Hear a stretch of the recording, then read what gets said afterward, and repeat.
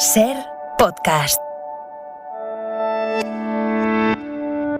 Hola, ¿qué tal? La cartelera se llena de estrenos, pero también la nueva temporada empieza a tomar forma con el anuncio de las películas que competirán en Cannes. Muchos veteranos, estrellas de Hollywood y cine español con Víctor Erice y Almodóvar. Lo comentamos, y también las películas que llegan a las salas como Renfield con Nicolas Cage, de Drácula, la nueva versión de Los Tres Mosqueteros, dos thrillers que nos gustan mucho y el precioso cuento de Pietro Marcello. En televisión hablamos con los protagonistas de la serie que adapta la novela de Almudena Grandes, Los pacientes del Dr. García, y analizamos los últimos estrenos. ¡Acción!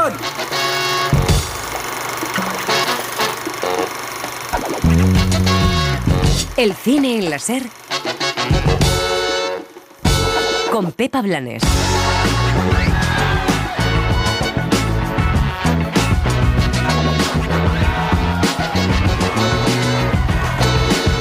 Los vampiros no pasan de moda. Nicolas Cage se convierte en Drácula en Renfield, una comedia de terror con Awkwafina o Nicholas Hoult. Me conoce como Drácula. Vale, está claro que es algo más grave que un caso de narcisismo. Si Hollywood ha explotado el mito de Drácula, el cine francés ha hecho lo propio con Los Tres Mosqueteros. La historia de Dumas vuelve al cine con Vincent Cassel, Eva Green o Louis Garrel. Aunque venga de muy lejos, vos no sois nadie para enseñarme modales. Aún así os daré una lección, a mi manera, y será la última. Sabed que estaré en vuestro camino cuando lo deseéis. Hay cine adolescente, una de esas sagas que genera un fenómeno fan, Maravilloso Desastre o Historia de amor que mata. Dime, ¿qué pasa con ese tío, el que está lleno de tatus? Oh, es su primo, está en segundo curso. No eres mi tipo. Soy el tipo de todas. Tenemos varios thrillers en la cartelera. El primero es francés, Novembre, fenómeno taquillero de Cédric Jiménez, con el ganador del Oscar Jean Dujardin, buscando a los sospechosos de los atentados de París. Se acabó, los perdemos. De acuerdo, peinad los barrios del extrarradio. Voy a comunicar. Y pedid los vídeos de Vincennes, Saint-Mandé, Montreuil y Bagnolet. Jefe. Sí. La PTS ha encontrado unos documentos en el coche abandonado frente al Bataclan. El otro habla también de conspiraciones políticas y religiosas. Es Conspiración en el Cairo, que cuenta el complot dentro de la Universidad Egipcia para controlar el Islam. En este momento necesitamos al mejor candidato para suceder al gran imán. ¿Quién hay dentro? Tenemos ojos y orejas, pero es delicado. Hay también animación japonesa. Suzume fue una de las sorpresas del Festival de Berlín. Cierro las puertas abiertas para que no haya una catástrofe. Y la recomendación de autor viene de Italia. Scarlett es la revisión de Pietro Marcello de Los cuentos de hadas. ¿Eso es que no soy el padre de Juliet? Silencio. Por eso todo el mundo me señala por la calle. Por eso se callan cuando entro en el bar. Lo saben todos si no me lo ha dicho nadie. Y en televisión nos ponemos literarios con la adaptación de la novela de Almudena Grandes, Los pacientes del Dr. García. Los bombardeos se veían desde el frente. Tenemos que encontrar donantes de sangre donde sea. ¿Tu nombre? Dr. García Medina. J'écris des mots que je t'enverrai pas. Je me vide la tête, mais je pense qu'à toi. Je cherche mon cœur, je sais pas où il bat. Et je t'attends, tu viens quand déjà. Regardez la mer.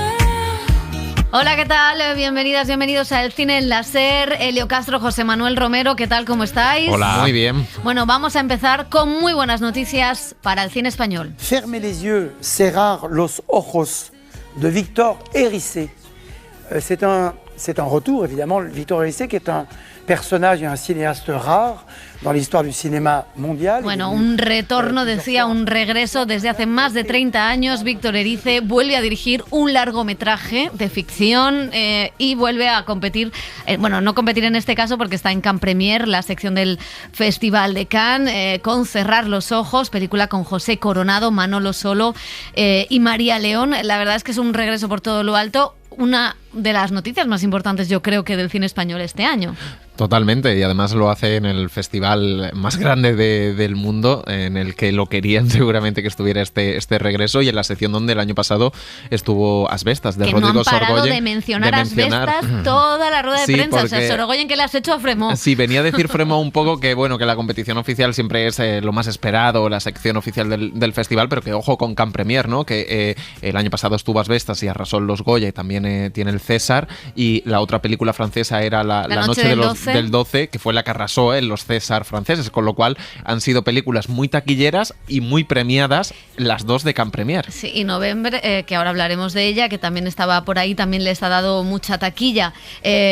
Sí, no, lo que pasa con Las Bestas, que podía haber ganado la Palma de Oro, que ido a competición y ganar Palma de Oro, y también Víctor Erice, ¿por qué no? Que vamos, el cine español yo creo que necesita una Palma de Oro, ¿no? Pero bueno, es un acontecimiento que vaya ya de por sí, que Víctor Erice pues ruede una nueva película, la estrene, la veamos, ya es un acontecimiento que vaya a Cannes, pues doble acontecimiento. Dicen que es la historia de un director que no pudo terminar una película. No hablamos del Embrujo de Shanghái, no sabemos lo que habrá de ficción o realidad. El sur también es inacabado. Es así, dice, según Víctor Erice, no está terminada, según Elías Querejeta, lo contó, vio lo que estaba filmado, dijo, aquí hay una película y ya está, hasta aquí hemos llegado. Bueno, pues será con todo interesante. También hay una muy buena noticia, y es que Almodóvar, ya sabíamos, va a estar en el Festival de Cannes con su cortometraje Extraña forma de vida, protagonizado por Pedro Pascal e Ethan Hawke. Lo anunciaba el certamen en un comunicado, aunque el director manchego pues ya se le había escapado hace meses en el podcast de Dua Lipa, todo muy almodóvariano. Obviamente. La verdad. Y nada, pues justo además, el director además está de actualidad esta semana porque acaba de publicar un libro de relatos, Mi último sueño. Yo fíjate que es otra sensación que se me va pasando con las entrevistas, pero sí que la tuve al principio, y sobre todo cuando estábamos haciendo el audiolibro. Me sentía más expuesto en los cuentos que en mis películas. A pesar de que mis películas son más grandes en cuanto a superficie, son imágenes, da la sensación de que uno se expone más en una imagen vista que... Pero hay o sea, los relatos rezuman un tipo de melancolía a veces y de soledad que es algo muy íntimo y que yo no me gusta hablar de ello y que sin embargo está. Y algunas otras cosas más, sí. Yo me encuentro más expuesto de momento debe ser porque nunca he hablado de los relatos. Almodóvar, y dice, como decimos, la gran atracción española en Cannes por ahora, pero bueno, hay muchos nombres en la sección oficial y también, ojo, porque la próxima semana Thierry Frémaux anunciará lo que falta todavía por Cannes y ahí todavía se puede colar algún español. Un goteo continuo de noticias, cómo pillan los franceses lo de las redes sociales. Pero bueno, vamos con la sección oficial, porque hay veteranos, grandes estrellas, 7 directoras para la sección oficial. Sigue siendo lejos de la paridad, pero ojo, para ser Cannes da la sensación de que se han puesto las pilas. Yo quiero verte danzar como los cíngaros del desierto, con candelabros encima, o como los balineses en días de fiesta. Franco Battiato, el Franco bueno, para celebrar que hay mucho cine italiano en la Croisette, y es que por ahí van a pasar las películas de Nanni Moretti, Marco Bellocchio, también de Alice Rohrwacher, 3 producciones italianas en competición. También va a estar Ken Loach, por fin, bueno. Por fin. Por la tercera, No hay quien pueda con él, ¿no? La austríaca Jessica Hausner, Koreeda, por segundo año consecutivo, el perturbador Jonathan Glazer, Wim Wenders, que lleva 2 películas, una en competición y otra en proyecciones especiales, y por supuesto representación americana con caras conocidas de Hollywood, Wes Anderson con Asteroid City, que va a traer allí lo más grande después de rodar en Chinchón. Todd Haynes con My December, que va a estar Natalie Portman y Julianne Moore, y como decimos, aún quedan títulos por anunciar. Fuera de competición va a estar Martin Scorsese con Killers of the Flower Moon, película que Apple ha anunciado que irá a los cines. Se enorgullecía Frémaux de haber ganado el pulso a las plataformas, al menos en esta pequeña batalla. También la serie The Idol, que viene con polémica y con el cantante The Weeknd. Tenemos plancha, tenemos muchísimas cosas. También Indiana Jones, que ya estaba anunciado de antes, la apertura de Maïwen. O sea, que hay una diversidad y muchos rostros conocidos que esperábamos en esas quinielas que se hacen previamente, pero indudablemente creo que Scorsese, que es el primer sábado, el primer fin de semana, es todo un evento, porque además reunir a Leonardo DiCaprio, a Robert De Niro, una película que de 3 horas, casi 4 creo, ¿no? Por lo que han anunciado por ahora, o sea que va a ser un festival intenso y se presenta, bueno, pues como siempre muy, muy interesante. Eso que solamente es la sección oficial, que falta una cierta mirada, la quincena de realizadores, la semana de la crítica y eventos aparte. Y eventos aparte, ahí teníamos el mercado, que también es muy importante. El mercado, que sobre todo es importante este año, que España es el país invitado, después de un año donde el cine español pues ha estado en todos los festivales, logrando premio en casi todos los palmareses, pues pues veremos económicamente qué supone también para nuestro cine ser país invitado del mercado. Pero vamos a volver con los estrenos de esta semana. Hablábamos de Almodóvar, que dedica, por cierto, uno de los relatos a Drácula. Hay un relato de vampiros, también aparece Jesucristo, Barrabás, no tienen desperdicio estos relatos. Y también Drácula está en uno de los estrenos de esta semana, en Renfield. Es otra revisión de este vampiro con nada menos que Nicolas Cage, un género en sí mismo este actor. Es una comedia de terror que reúne también a jóvenes estrellas como Nicholas Hoult o Awkwafina. Renfield se llamaba el asistente del vampiro más narcisista de la historia, encargado de buscarle víctimas y de hacer lo que le pida, como si Drácula fuera una estrella de cine. Renfield, eso es codependencia pura y dura. Desde luego.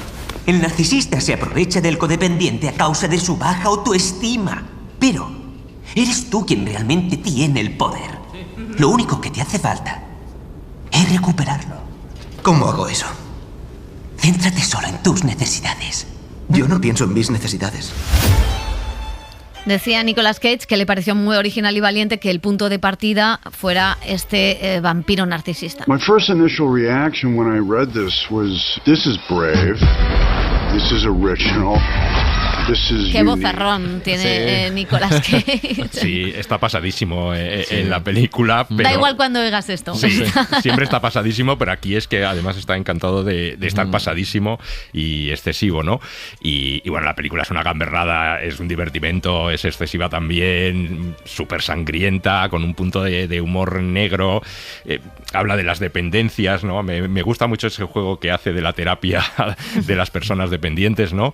Y luego hay una cosa que sí me gusta mucho, que es que en vez de pues que el personaje protagonista es el vampiro, es Drácula, es Nicolas Cage, aquí en cambio digamos que es un personaje secundario necesario, pero es personaje secundario, y el personaje secundario de toda de la obra de Bram Stoker y de otras películas de Drácula, que es Renfield, aquí se convierte en protagonista, ¿no? Y a mí ese juego me gusta para renovar el universo de Drácula. Pero la película es una pasada, que puede divertirte, tiene momentos muy divertidos, pero a veces un poco excesiva. Sí, es excesiva. A mí me pareció muy entretenida, me lo pasé bien, sí. O sea, es una película entretenida, divertida, gamberra, con humor. Yo me reí también en muchas situaciones, tiene un poco colmillo, nunca mejor dicho, en este caso. Y Nicholas Hoult, que a mí es un actor que me gusta bastante y que había tenido algunos papeles. Bueno, lo vimos en la película de El Menú, está con Anya Taylor-Joy, también una comedia como muy negrísima, un thriller tal, y en la serie The Great, y creo que la ha cogido el tono a la comedia, hace siempre un poco como del el lerdo tontorrón un poco, pero le ha cogido el punto, y con Awkwafina hace un buen equipo contra este Drácula, que realmente a mí, yo veía a Nicolas Cage y es un poco una mezcla entre un Joker y la máscara de Jim Carrey, ¿no? Por lo caricaturesco que resultaba verlo de Drácula, y ahí está la mafia de por medio, la corrupción policial, o sea, sí que hay temas, y también esta especie de sentarnos todos en el diván en las terapias, de la que también se ríe un poco, ¿no? O sea, lo mete ahí, estas relaciones de codependencia, pero también se ríe un poco de los chamanes o de los terapeutas que intentan dar soluciones a estas relaciones tóxicas que pueden ser de jefe-empleado, románticas o como sea. O de una estrella y su asistente. Efectivamente, que es el caso, ¿no? Que es el caso meta de la película, y yo creo que le sienta bien pues darle la vuelta a los papeles y analizar ahora Drácula, o mirar a Drácula desde la relación de siervo y amo, o sea, que es entretenida y corta, que eso es importante. Y otra cosa que es muy interesante es cómo los actores orientales, de origen oriental, chinos o asiáticos, pues ganan terreno en Hollywood y se hacen realmente papeles protagonistas. Aquí está Awkwafina y es curioso, ¿no? Como han ganado o van ganando una parte de esos papeles, ¿no? Frente a los hispanos e incluso a los afroamericanos. Sí. Bueno, pues el personaje de Bram Stoker, que ha sido explotado, como decíamos, por la ficción americana, la ficción francesa ha explotado otro de sus relatos fundacionales, el de D'Artagnan y los mosqueteros, creado por Alexandre Dumas. Lo hemos visto en varias ficciones de todo tipo, y ahora se estrena una nueva: aventuras, acción y una buena nómina de estrellas galas como Vincent Cassel, Louis Garrel, Romain Duris, junto a Vicky Krieps o Eva Green. Capitán de Treville. Joven, Soy Charles d'Artagnan. Mi padre me dio esta carta para vos. ¿D'Artagnan? ¿Eres hijo de Achille? Sí. ¿Qué le ha sucedido a la carta? Los dos recibimos un disparo de mosquete. Por suerte mi Biblia detuvo la bala. Serás el primero al que la religión salva este año. Conocía bien a tu padre. ¿Qué puedo hacer por su hijo? Y sé breve, tengo prisa. Salí de Gascuña porque como él soñaba con vestir la casaca y servir a mi rey. Desde que tengo memoria he soñado con ser mosquetero. Y con el director Martín Bourboulon y con Vincent Cassel, que también nos habla en español, porque en el cine en la SER vamos a abrir una sede de Cervantes. Hombre, es que poco nos falta. Sí. Estamos castellanizando a todo el mundo. En Hollywood, Además o sea, se pican unos a otros. Exactamente. Sí, los actores ¿Qué y será lo actrices. próximo? Martin Scorsese hablando español. ¿Por qué no? Lo vamos a intentar. Bueno, José ha estado con ellos hablando de lo que supone recuperar esta historia para el cine francés, de su actualidad y también la popularidad del género de capa y espada. No sé si es una cuestión de orgullo, pero por lo menos es una cuestión de convicción y placer. Efectivamente han pasado 60 años desde que no había alguna adaptación de Los Tres Mosqueteros, así que teníamos ganas de ofrecer una nueva perspectiva y recuperar el control de esta magnífica obra para seguir proponiéndole al público grandes imágenes y grandes películas de aventuras con un aspecto diferente y espero que nuevo en comparación con las otras adaptaciones. Parte del inconsciente francés, popular. Todos los chicos ya juegan de mosqueteros con un pedazo, se dice, un pedazo de madera, siempre, yo también. Pero es interesante de ver que en el mundo entero los mosqueteros son héroes populares. Je sais pas si elle est actuelle, en tout cas. No sé si es actual. En cualquier caso, yo lo que quería era hacer una nueva adaptación que fuese diferente desde el punto de vista visual, con distintos vestuarios, con un look distinto, con una dirección artística que se saliese un poco de lo normal, de lo ordinario. Quería también tener una nueva mirada de las escenas de acción y filmar esas escenas de una forma diferente, con un enfoque más inmersivo. Y este tema de la camaradería, de la lealtad, de la fraternidad entre todos, me parecía que era algo muy actual y por eso con los productores y los autores teníamos ganas de hacer esta versión. C'est toujours d'actualité et c'est pour cela qu'avec le producteur et les auteurs, on a eu envie de faire cette version-là. Oui. Manipulación. No tiene televisión en la época, pero que el pueblo está viendo de la realidad es siempre una cosa mucho manipulada. El juego político por atrás es siempre más complicado. Muchas veces no tiene nada que ver con cosas de humanismo. Es dinero. Nada más. Oui, je pense que le spectateur est gourmand et il a raison. Creo que el espectador es goloso y tiene razón. Son exigentes y les gusta tener en la misma película distintas entregas que se van superponiendo, distintos universos que se enfrentan los unos a los otros. Y así podemos pasar de una historia de amor a estar un poco entre bambalinas y ver los complots e intrigas de la corte y vivir también la camaradería de los mosqueteros. Es todo eso lo que le da sabor a la película y que espero que haga que sea interesante para el público. J'espère donne son intérêt à ce projet. Es un género que siempre fue gustado del público. Son parte así. Sean science fiction, cowboys, capa y espada, son género.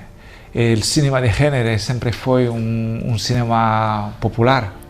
Hay que decir que Ben Affleck habla mejor español. Sí, un poco mejor. Pero bueno, bien, Vincent Cassel por intentarlo. Y querer hacerlo así. Claro, luego la entrevista pues no se desarrollan mucho las ideas, pero bueno. Bueno, no vamos, nosotros cuando hablamos en otros idiomas tampoco desarrollamos tanto, entonces nos parece bien. Bueno, Jim Kelly, Matthew McFadden, Luke Evans, Jeremy Irons, John Malkovich, hasta Cantinflas ha hecho de Los Mosqueteros. También hemos visto acercarse a los personajes de Dumas nada menos que a Leonardo DiCaprio. ¿Qué tal esta nueva adaptación? Bueno, lo interesante también es que, como pasó un poco con Pinocho, ¿no?, que decía Garrone, es reapropiarse de algo que es francés y que desde hace muchos años, como decía el director, no ha tenido una versión francesa, porque sí que ha habido una voluntad de la industria americana o anglosajona de hacerse con la historia de Los Tres Mosqueteros, y aquí han decidido, pues vamos a coger a un gran reparto con un presupuesto. Es una película que ha costado 72 millones de euros, o sea, es cara, está pensada como un díptico, van a ser 2 partes, la primera dedicada a D'Artagnan y la segunda My Lady, que es el personaje de Eva Green. Y la verdad es que, bueno, puntos fuertes, diría yo. El reparto está muy bien, tienen carisma, los mosqueteros están bien.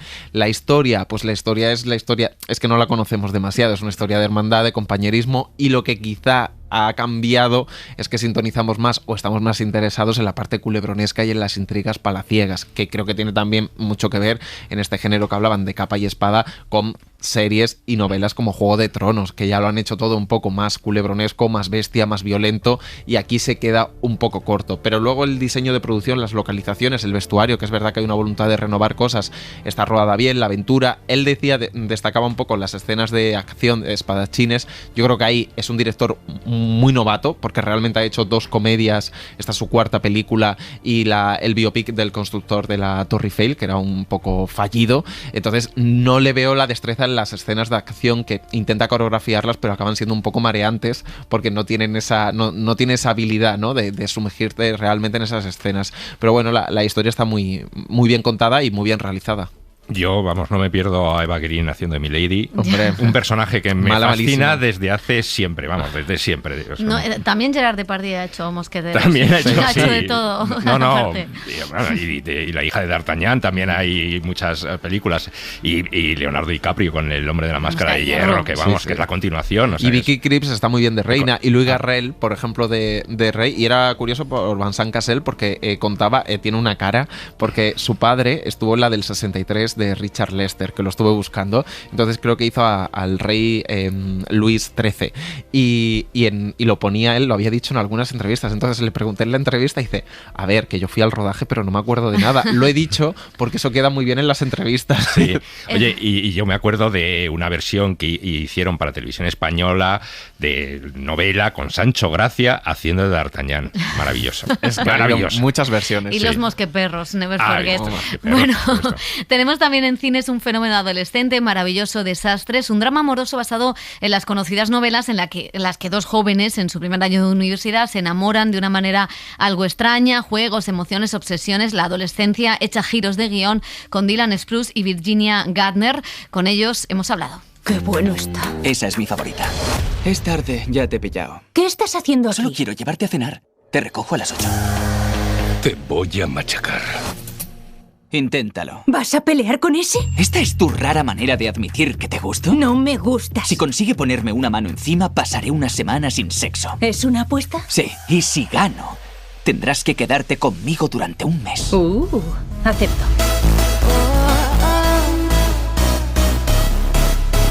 I like to play as many different roles. Me gusta interpretar cualquier papel, por muy diferentes que sean. Es lo que más me gusta de actuar. Me gusta meterme en los zapatos de otro, que me pueda sentir identificado con él o no. Me gustan los proyectos que dan la oportunidad de hacer muchas cosas, como por ejemplo el entrenamiento a nivel físico, que ha sido muy duro para esta película. Creo que cuando haces algo puedes aprender mucho de ti mismo y de otras cosas que vas absorbiendo de los personajes que interpretas. Ahora voy al gimnasio y me encanta entrenar. Creo que Abby es una chica fuerte y tiene los pies en la tierra. Y creo que la historia que mantiene con su padre le ha hecho ser una persona muy ingeniosa y protectora consigo misma. Es positivo ver que en 2023 se producen películas que crean este tipo de personajes, donde ella es fuerte, una faceta que para Travis es muy importante. Creo que han creado algo que no es tóxico, sino que es una relación funcional y sana para ambos. Doesn't feel toxic. It feels like it's a functioning relationship and can be healthy for the two of them. I think that sure there's some toxicity. Sí, creo que hubo toxicidad, algo intrínseco en el ser humano, y me da la sensación que es algo que refleja de forma más objetiva cómo es el ser humano a veces. Creo que habla bien como sociedad identificar esas relaciones tóxicas, pero por ser identificadas no quiere decir que hayan desaparecido, así que creo que es una representación honesta de cómo somos en algunos aspectos. It's an honest representation of who people are in some respects. Y después de esta marcha nos vamos a pasar a 2 thrillers. Uno de ellos es Novembre, que estuvo en Cannes fuera de concurso y que ha tenido 7 nominaciones a los César. Dirige Cédric Jiménez y protagoniza Jean Dujardin, ganador del Oscar por The Artist. Es un policíaco que se centra en los 5 días en los que la unidad antiterrorista de Francia buscó a los sospechosos de los atentados de París. ¿Estáis seguros de eso? Aquí los perdemos momentáneamente. Y la siguiente vez que los vemos es aquí, en la calle Abrón. Eso es muy bueno. Después de esta calle, se acabó. Los perdemos. De acuerdo. Peinad los barrios del extrarradio. Voy a comunicar. Y pedid los vídeos de Vincennes, Saint-Mandé, Montreuil y Bagnolet. Jefe. Sí. La PTS ha encontrado unos documentos en el coche abandonado frente al Bataclan, a nombre de Salah Abdeslam. ¿Es francés? No, belga, de Molenbeek. Y la verdad es que es curioso porque es un thriller que funciona a la perfección y en los Césares que triunfaron 3 thrillers. La noche del 12, que lo comentábamos antes, Asbestas y November, que tenía muchísimas nominaciones. Y hay un gusto otra vez porque el género cuente la realidad y esta a mí me parece que funciona a la perfección. Pensé que iba a ser un poco más reaccionario conservador, pero me parece que hasta tiene un poco de mea culpa de la falta de organización o de operatividad de la policía francesa hasta que les pilla esos atentados, ¿no? Siempre se dijo que la policía francesa les pilló un poco en bragas, ¿no? Por decirlo mal y pronto, y es cierto que está muy bien ese trabajo policial, como un engranaje, funciona muy bien. Jean Dujardin está muy bien, y luego sí que tiene un retrato a esa Francia a la que no se le hace caso. Y lo importante de un thriller, ¿no? Que te mantiene en tensión permanente, y esto ya también lo hicieron los americanos, lo que pasa que le costó más tiempo, fue en una serie que se llamaba The Looming Tower, con Jeff Daniels, que la CIA y el FBI, las disputas acabaron por entorpecer, ¿no? La investigación de los atentados del 11S, y en este caso Bataclan, un trauma nacional para Francia, que este año hemos visto muchas películas relacionadas. Digo, otra vez va a ser lo mismo, ¿no? Los atentados, y no, porque es justamente solo la cara de la investigación policial en cuenta atrás casi para acoger a los terroristas, y la verdad es que tiene la tensión, tiene los personajes, tiene el movimiento de ir de un lado a otro, de las pistas falsas, las escuchas, los soplones, la investigación judicial, y cómo también cambió la jurisprudencia en un sentido de la película, y a mí me mantuvo en tensión todo el rato, y creo que es un thriller muy muy potente. La verdad que sí. Pues siguiente thriller, que también tiene algo de político y de religioso, es Conspiración en el Cairo, una producción sueca que dirige el egipcio Tariq Saleh, con la que ganó el premio a Mejor Guión en Cannes. Cuenta las intrigas tras el asesinato del gran imán en la universidad de la capital del país, y cómo el hijo de un pescador que acaba de ingresar en la academia se encuentra en medio de 2 bandos para dominar la universidad, pero sobre todo la religión. Han modificado la Constitución. Verán, ahora el cargo de gran imán es de por vida. No se trata solo de un guía en cuestiones espirituales. La elección del próximo gran imán es un asunto de seguridad nacional. Ningún hombre debería poder ostentar un cargo vitalicio en esta tierra salvo nuestro presidente. No lo dice por los monarcas, pero también podríamos aplicarlo. Bueno, el director explicaba en Cannes que la realidad supera siempre a la ficción. It's fiction, but like with all fiction, reality decía que always la película es una historia de ficción, pero que siempre colisiona con la realidad, porque cuando empezó a escribir el guión no había conflicto entre el presidente de su país, Egipto, y el imán, y justo cuando terminó pues sí que empezaron esas tensiones entre ambos. O sea, un poco la película provoca el cisma. Casi le levanta el guión la película. Es una película que vimos el año pasado en Cannes, que es un buen thriller. A mí no me acaba de convencer. Empieza mejor que luego cómo se desarrolla. Creo que la parte central pincha un poco y no me mantiene ya tan atento, tan tensionado sobre lo que pasa, pero sí que es muy interesante cómo se desarrolla, ¿no? Y esas tensiones entre el poder político y el poder religioso, y cómo la universidad se convierte en un centro de decisiones políticas, de quitar, de manejos, de conspiraciones, y tiene algo especial. Lo que pasa es que para mí no acaba de ser redondo. Bueno, vimos el Cairo Confidencial, que a mí me gustó muchísimo esa película también. Sí, y que es un thriller también, un thriller policial, un asesinato de por medio, y aquí también vuelve a repetir un poco lo que decíamos antes, que me parece muy interesante el género para explicar una realidad político y en este caso religiosa, y lo que se plantea en la película es ese conflicto entre lo religioso centrado en la universidad islámica y el poder político totalitario que regía en Egipto, que sigue rigiendo en Egipto, ¿no? Y luego pues vemos ese ambiente pre la revolución fracasada, la intervención de los hermanos musulmanes. En fin, yo creo que todo eso hace que se vea una película con mucho interés. A mí me parece interesantísimo y que tiene imágenes, porque claro, no hemos entrado en ese mundo, que es un mundo muy masculino. pero a la vez es un mundo muy masculino, muy diferente al mundo masculino occidental. Claro, sí. Entonces las imágenes de todos los hombres rezando, de todos los hombres entrando a la universidad, donde se juntan esas dos cosas, ¿no? Que sería la ciencia y la religión, y también ese peso político que tiene, ese juego de dobles espías o ese juego de clase, porque al final el protagonista no deja de ser alguien que se ve imbuido porque no viene de una procedencia humilde, y de cómo la religión acaba jugando también un papel, y el fanatismo en la religión acaba jugando un papel dependiendo de los orígenes que tengas. Me parece que es una película, a mí me gustó mucho, me parece que es bastante interesante. Y si os parece, nos pasamos al cine de autor. Se estrena Scarlet, la nueva película del italiano Pietro Marcello, que adapta un cuento de Alexander Green, le da una vuelta al cuento de hadas, al romance, a través de la historia de una joven que cree en una vieja profecía. Y bueno, no vamos a contar mucho porque es verdad que es una historia de un cuento. Sí que podemos decir que estuvo en el pasado Festival de Cannes. Enséñale las manos. Estas manos pueden hacer lo que sea. Zagal, trae una tabla de 30 centímetros. Ven. Lucas, dame la caja de herramientas del estante. Aquí ya tengo gente y no hay mucho trabajo. Pero irá llegando. Une goutte de rosée, cerf-volant des jours passés, partis. Ma Martin Eden è un film diverso, molto più complesso. Martin Eden es una película diferente, mucho más compleja. Scarlet es una película lineal. Es como haber pasado de una gran novela a una historia pequeña. Digamos que puede parecer un paso atrás. En cambio, para mí fue una película de transición importante porque la hice en Francia, que no es como rodar en Italia, y nació de sentimientos muy simples. Es una película muy sencilla que habla de sentimientos y habla de algo muy cercano, de cuidar al otro. Creo que también es una película moderna porque Rafael es un padre que puede ser representativo de nuestro tiempo y porque trata sobre el concepto de familia extensa. E sul concetto di famiglia allargata, che cosa può essere una famiglia allargata. Ma certo, in un certo senso il destino di Juliette non è diverso dal destino... El destino de la joven protagonista es muy diferente al de su madre. Por eso tampoco hay una figura del príncipe azul que salva a la mujer. Ella se salva solita. No quería sustituir al padre por otro hombre. Por eso ella aprende el trabajo de parte de su padre. No quería hacer una estrella del cine o de la música, pero sí una artesana que conoce el oficio y tiene un quehacer, como por ejemplo también transformar la poesía en canciones. Todo parte de la educación. La conocemos de niña y los niños de pequeños son todos iguales.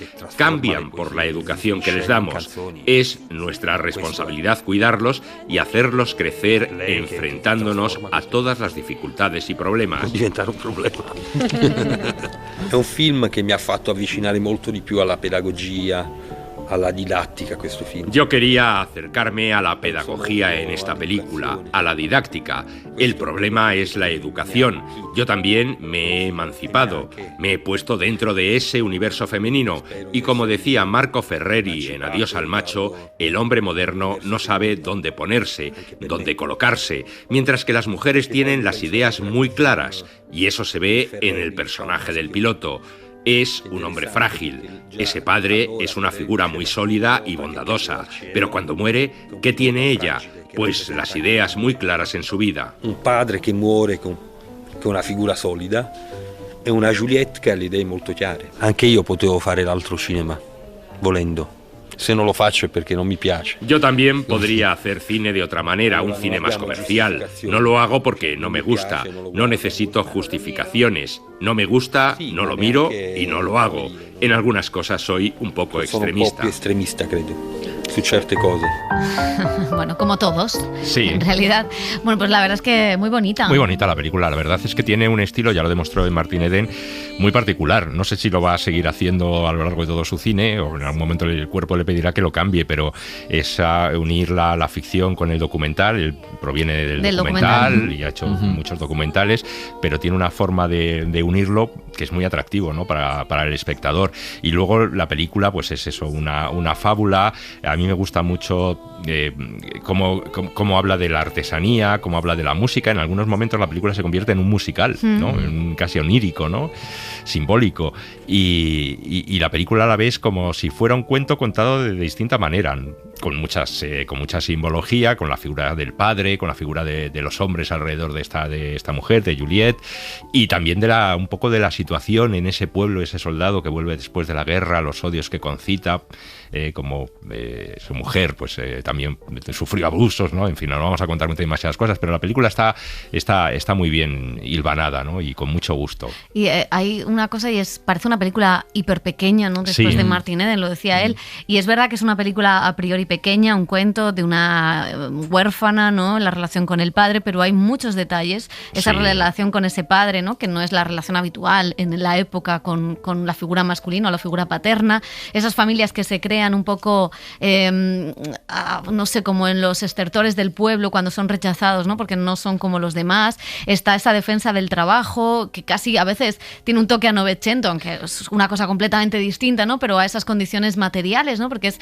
esa época de entreguerras, ¿no? Donde todo es posible y a la vez todo es decepción. O sea, me parece que tiene cosas, la violencia contra las mujeres en esas zonas, la esperanza de salir del lugar o de querer huir, ¿no? Me parece que tiene cosas preciosas contadas, y luego ese homenaje, él decía, a Jacques Demy y al cine francés, porque recordemos que es un director italiano, pero que ha rodado esta película en Francia, que es donde le pilló el COVID, y entonces la película tiene mucho de francés y también algo de italiano, ¿no? Sí, no, y dice que le ha cambiado, porque no es lo mismo rodar en Italia que rodar en Francia, aparte de la producción, y también porque es una película que dedica a su hija y que la ha planteado desde ese punto de vista. Él mismo dice que ha sufrido su propio proceso de construcción un poco a la hora de ponerse a escribir el personaje. A mí me parece que es un cuento bellísimo, es preciosa la película, que también funciona como una especie de ensoñación, de embrujo, ¿no?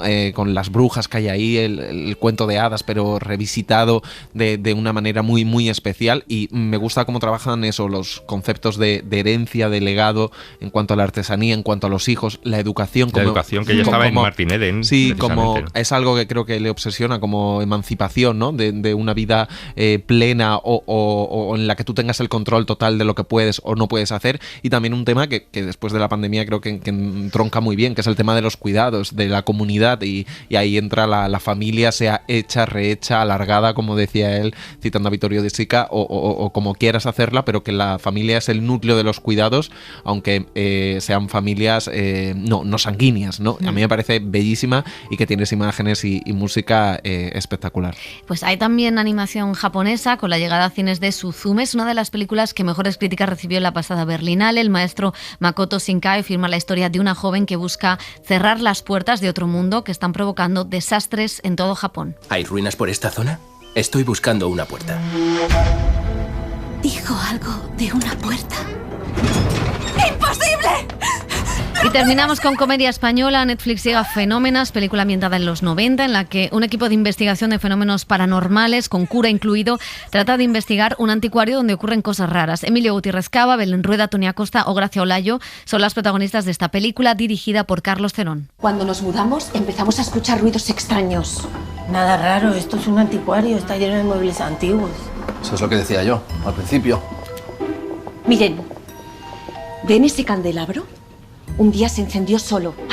Y en sala se puede ver En temporada baja, de David Marqués, sobre un representante de futbolistas que vive en un camping y que conoce a un divorciado que quiere reconquistar a su mujer. Antonio Resines, Edu Soto, Coque Maya y Ana Milán son los protagonistas de esta historia. ¿No tienes otro sitio para hacer esto? Te necesito controlar un poco la situación. ¿Qué te vas a Ibiza para qué? Voy de gira a impartir unas charlas. ¿Tú quieres Madonna ahora? Necesito que te quedes con los niños.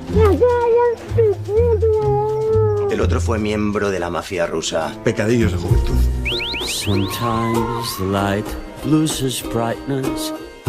Que gestionamos muy mal la frustración, que cuando no conseguimos algo de manera inmediata, que somos una sociedad muy de me siento mal, me tomo una pastilla, me he divorciado y lo quiero solucionar en tal. Pero lo que les pasa a estos tiene mucho que ver con haber depositado toda la confianza del mundo en sus mujeres, sobre la crianza de sus hijos, sobre cómo funcionaba la casa, sobre la felicidad y sobre la pareja. Y cuando se han visto... Creo que ha llegado Ana Milán, ha cogido el micro. ¿Cuándo se han visto sin nosotras? Yo me voy al baño que tengo que hacer pis. Like a stranger, and the strange thing is that I don't care. Sometimes the light loses loses brightness. The trees drop their leaves.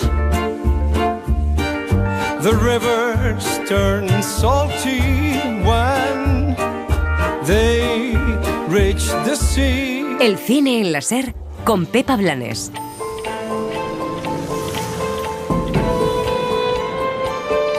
Las series.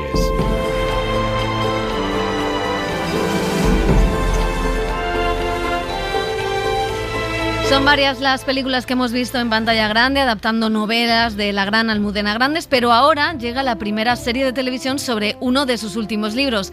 Dani Garrán, ¿qué tal? ¿Cómo estás? Hola, chicos, muy bien. Es Los pacientes del doctor Portuondo, iba a decir, ¿no? Doctor García y otro médico también en las series de televisión españolas, que fue la cuarta entrega de ese ambicioso ciclo narrativo, Episodios de una guerra interminable, con el que la escritora madrileña pues quería contar la historia de España desde la resistencia antifranquista después de la Guerra Civil. Y ahora también, pues como decimos, lo tenemos en formato serie de televisión. Sí, cuando conocimos la triste noticia del fallecimiento de Almudena Grandes en noviembre del 2021, la escritora madrileña se hallaba inmersa en la adaptación para televisión de su bestseller Los pacientes del doctor García. Esta ambiciosa novela, que ganó el Premio Nacional de Narrativa, se sumerge en acontecimientos reales para contar 4 décadas decisivas en la historia de nuestro país en la posguerra española, desde 1936 a mediados de los 70. Casi 800 páginas por las que circulan más de 200 personajes para poner en valor la memoria y la dignidad de los silenciados por la historia. La Gran Guerra traspasó todos los límites de lo imaginable, pero alguna vez se había atacado así a población civil. Nunca en suelo europeo. Este informe demuestra la procedencia del armamento empleado. Ingenios de fabricación alemana e italiana. Por temor al comunismo, las democracias abandonan a la República a su suerte. Y mientras tanto, nazis y fascistas hacen de España su campo de maniobras. Hoy es Guernica, Bilbao, Madrid, pero pronto podría tocarle a Burdeos, Estrasburgo, París.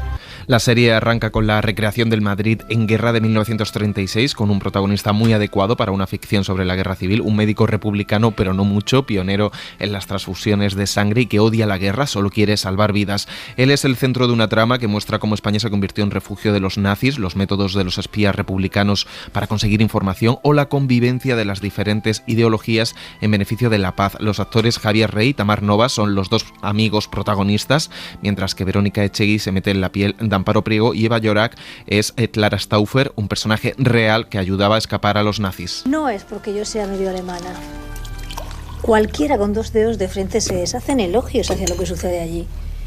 Hitler ha conseguido que una nación injustamente humillada se alce de nuevo orgullosa, poderosa y sobre todo libre del yugo de quienes la llevaron a la ruina. Espero tener ocasión de verlo con mis propios ojos. Podemos aprender mucho de los alemanes, Velasco. Nosotros no somos como los rojos, que se retratan en iglesias saqueadas, bailando con momias, Dios los perdone. Claro que los nuestros cometen excesos, hay que admitirlo, pero los bárbaros son ellos. Eso es lo que tiene que entender el mundo civilizado. Los bárbaros son los rojos. Hemos hablado con esa pareja de actores gallegos que interpretan al doctor García y al espía republicano. Javier Rey y Tamar Novas nos han contado cómo afrontan este inminente estreno.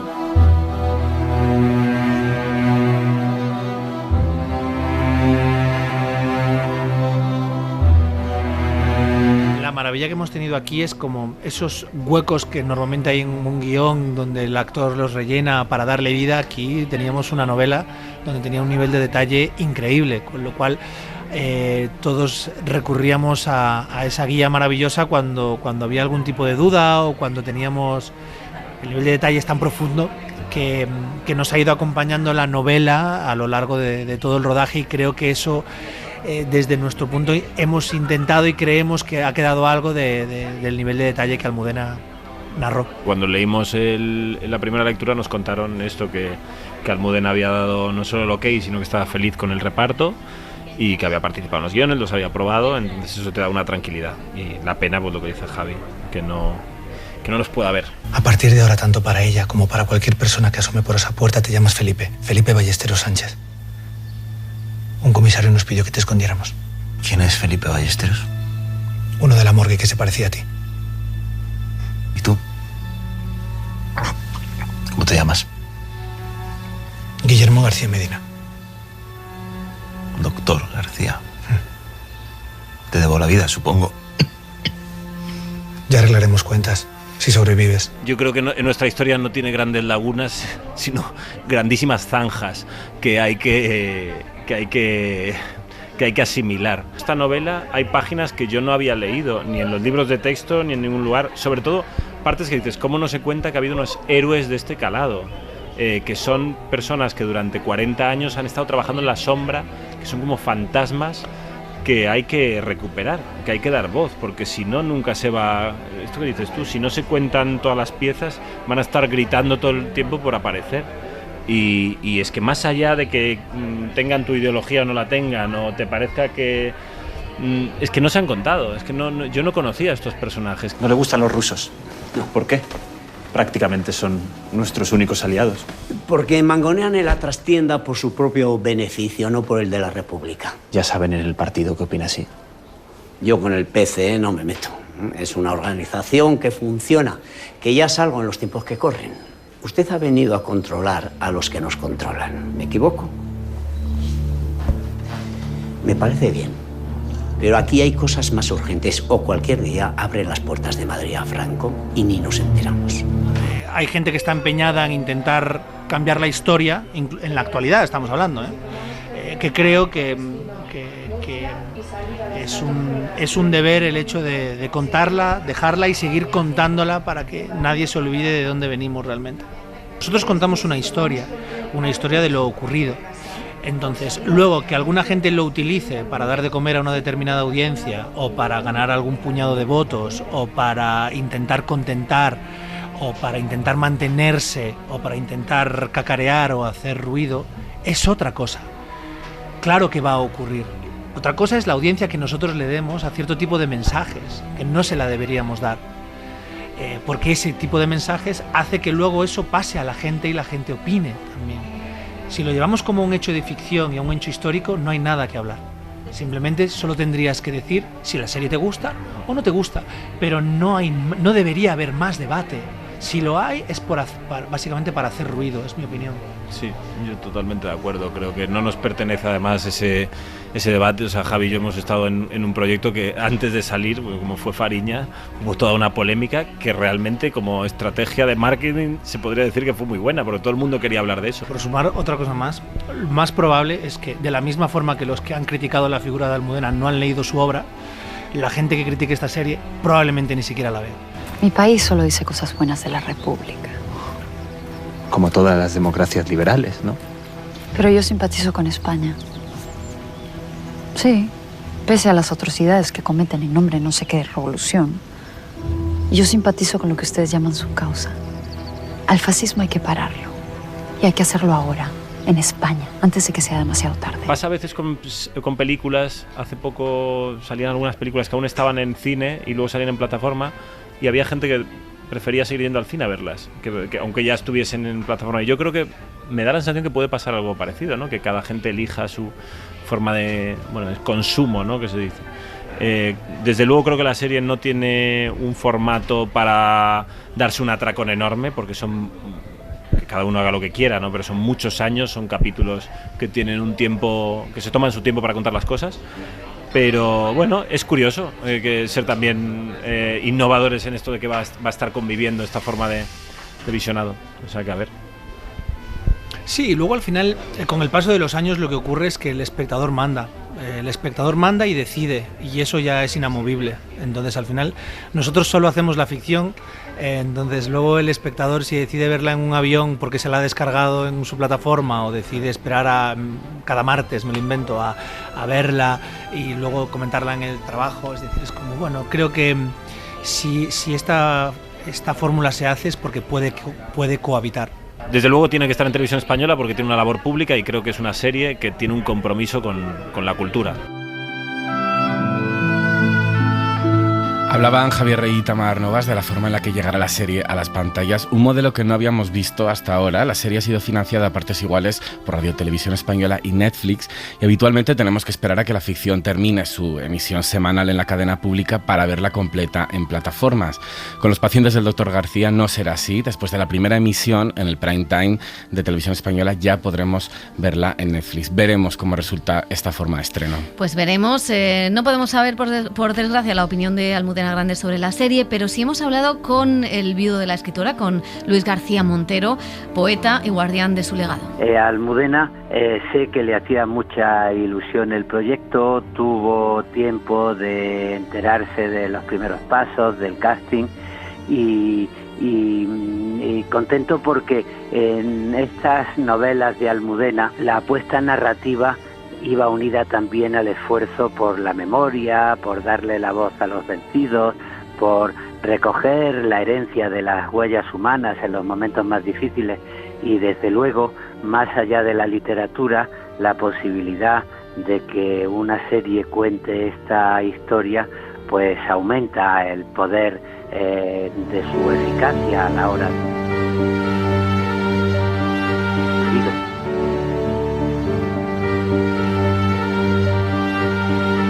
brotan fuerzas totalitarias, se degrada la democracia, se juega con los derechos humanos. ¿Qué jugar con fuego? Porque al final eso es lo que degrada las instituciones y la convivencia, ¿no? Se abre la puerta a la corrupción, y en ese sentido, pues tener memoria es importante. La literatura une las grandes fechas, los acontecimientos, los grandes debates con la vida de las personas, ¿no? Los pacientes del Dr. García habla de la guerra civil, de la república, de la institución libre de enseñanza, del nazismo, del peronismo, de los problemas que hubo después de la derrota para los nazis y cómo fueron ayudados por el franquismo, de la transición hacia la democracia.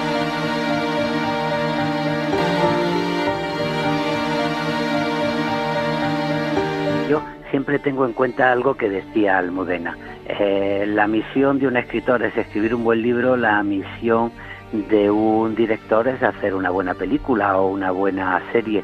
A partir de ahí, pues sí reconozco que veo reflejada la novela, el espíritu de la novela, el respeto al argumento, a la personalidad de los protagonistas, de manera que digo que sí hay mucho respeto, pero no hubiera protestado Almudena si en favor de la calidad le hubieran cambiado algo.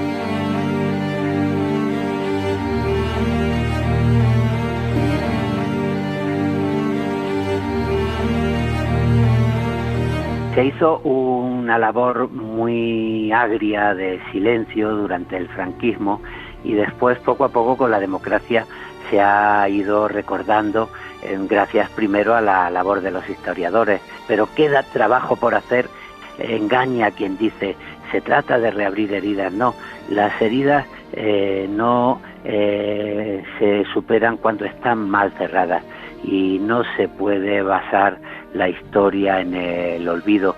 Quien vea esta serie pues encontrará, por ejemplo, de qué modo el franquismo colaboró con el nazismo, cómo vinieron a España nazis perseguidos y condenados para intentar salvarse del castigo. Es un viaje que desde la experiencia personal pues nos lleva desde los años de la República y de la apuesta por la educación a los años de la democracia y la apuesta por el conocimiento. Y hay más estrenos interesantes que han llegado estos últimos días. Vamos con ellos.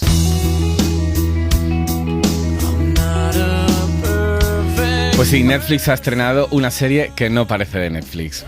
Bronca ha sido una grata sorpresa para todos los usuarios de la plataforma, una tragicomedia creada por el surcoreano Lee Sung-jin para hablar de la crisis de los 40, de lo duro que es mantenerse en una clase social alta, con dos protagonistas muy opuestos, interpretados por Ali Wong y Steven Yeun, cuyas vidas vamos conociendo después de verse implicados en un incidente de tráfico. Él se dedica a hacer chapuzas a domicilio con una economía endeble y ella es una nueva rica que pelea para vender su negocio con el objetivo de cuidar de su hija. A ver, te matas a trabajar toda la vida para mantener a tu familia, ¿verdad? Sí.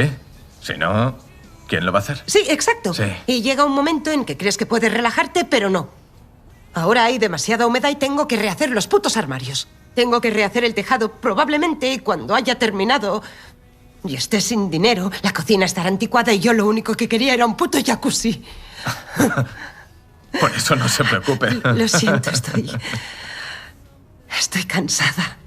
Este incidente saca a la luz todas las frustraciones que llevan dentro, la culpa, la infelicidad de la pareja, los deberes familiares y las diferencias de clase, todo sin olvidar la ascendencia asiática de los protagonistas y el desvanecimiento del sueño americano y un poco de esa tendencia de ver sufrir a los ricos, bueno, a una parte, a ella, la protagonista, que ya hemos disfrutado con The White Lotus o El Triángulo de la Tristeza. A24, la productora detrás de la multipremiada Pues Toda la Vez en Todas Partes, la que ganó el Oscar, o series como Euphoria, está detrás de Bronca y yo creo que es su primera colaboración con Netflix y tiene más series en agenda porque HBO, bueno, Max ahora ha anunciado con A24 nueva serie con Park Chan-wook.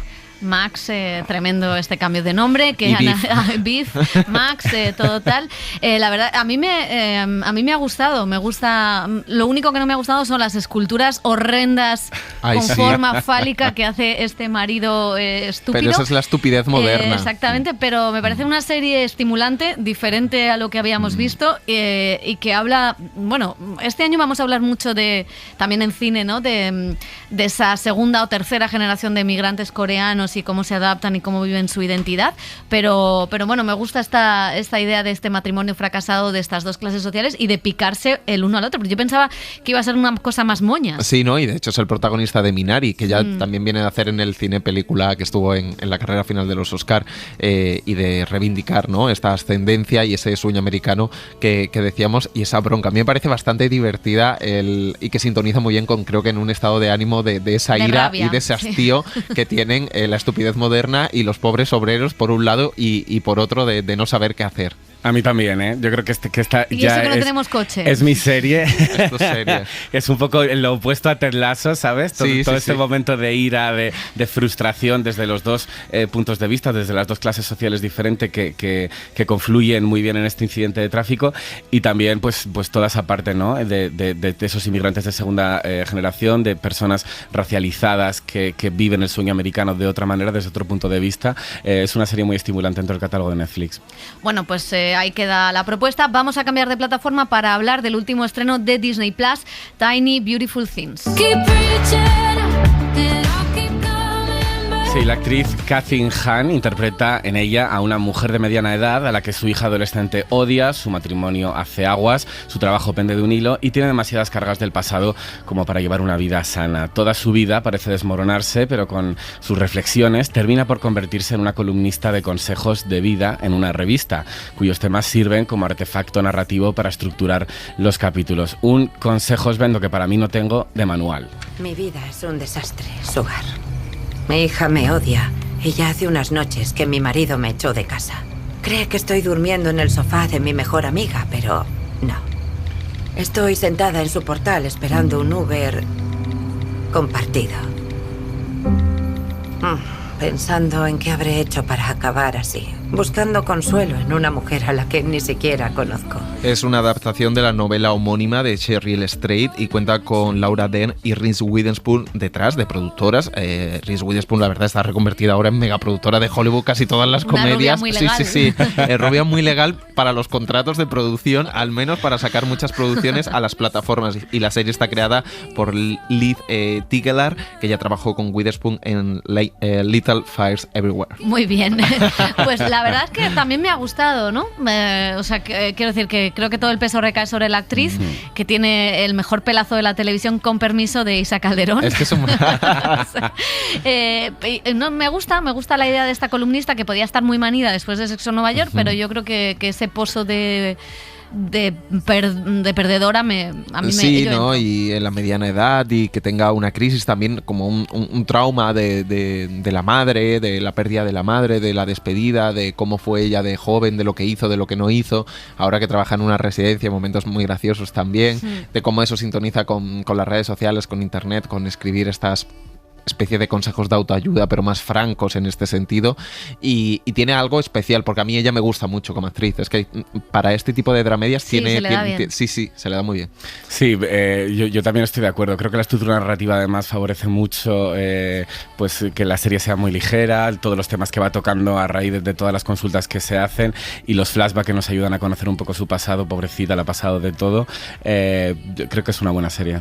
Bueno, vamos a hablar ahora de Max, de nuevo, de HBO Max. Ahora Max, la compañía ha anunciado... Todavía no hasta 2024. Todavía no hasta 2024, pero va a haber Max, o sea, se borra la marca HBO, aunque estará dentro de Max, conjunto contra otras marcas, se incorpora Discovery. Bueno, un lío de estos de plataformas que ya le pediremos a Ruiz una pizarra, pero de momento, capítulo de Succession. No me dejan hacer spoilers, estoy atada de pies y manos. ¿Me pueden traer un desfibrilador? Bueno, no vamos a hacer spoilers porque todavía mucha gente... lo quiera pillar, mucha gente espera que acabe la temporada para verla. Pero vamos, capitulazo, ¿no? O sea... Sois demasiado considerados con la gente. Yo no. Capitulazo como está rodado. Esas dos interpretaciones de Kendall y Sarah Snook. Schiff. Maravilloso. Y la coreografía. Es decir, la coreografía emocional, dramática, siempre sabemos que está muy bien escrita, los diálogos, pero... Los móviles. Sí, los móviles. Ojo, lo que dura la batería en un capítulo de esa sección. A mí no me dura, yo no puedo estar tanto tiempo así Tienes que al cambiar teléfono. el iPhone es una cosa que pensé durante el capítulo y me preocupé de estate pendiente a lo que hay que estar. Pero no, cómo se van moviendo, ¿no? Y un avión y un barco. Hay algo más de ricos que como una especie de yate, un avión privado. Y esa conversación entre tantas bandas, pero cómo se van moviendo los personajes en los distintos bloques, en los distintos departamentos, es apasionante cómo cuentan ese momento que yo creo que es historia de la televisión. Y veremos qué pasa ahora, los 7 capítulos que quedan, que seguirá siendo, pues evidentemente, un tira y afloja entre los hijos, entre los accionistas, entre todo Cristo. Veremos qué pasa, porque seguirá siendo lo mismo, pero con una cosa muy importante que ha pasado detrás, que lo cambiará todo. Bueno, es que quedan 6 capítulos. Quedan 6 capítulos que van a inventarse. Bueno, sí. Bueno, hay mucha cosa por hacer porque las empresas dan mucho juego, que se lo digan a Ferrovial. Lo vamos a dejar aquí antes de meternos en líos, de que haga un spoiler y estos dos vengan a por mí. Así que, chicos, muchas gracias. Seguimos la semana que viene con más cine y series. Adiós.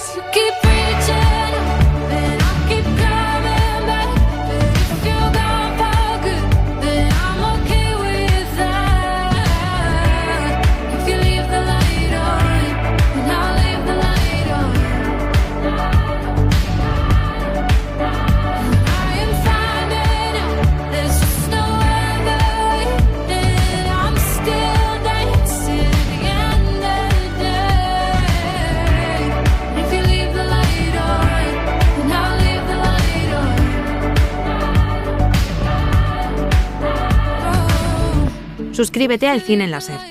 Escúchanos en directo en la SER los sábados a las 7:30 de la mañana y los domingos a las 3 de la madrugada. Cadena SER. La radio.